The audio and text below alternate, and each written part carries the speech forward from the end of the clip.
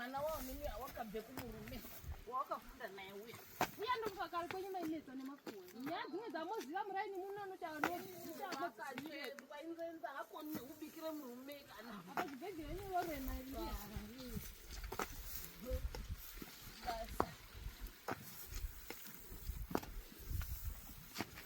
basa ambiavoita kuchikucha chaiko chaiko imi kuyakale kenyi mainetsa yange mainda kumabhendi mbuya machikuchiranda chiuno chenyaka mbuya ko ndikamanya ndikafana kunge kumirira kungeriko ndakagara pasi ndosvika kuvainingekumbasina